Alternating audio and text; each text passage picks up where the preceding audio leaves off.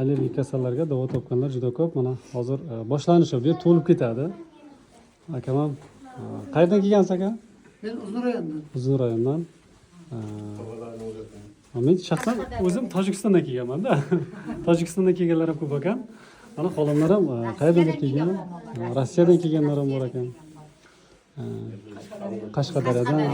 Qashqadaryo. Ko'p. Juda ko'p. Alaykum. Sariosiyodan kelganman. Bu mana taom qayerdan kelgansiz?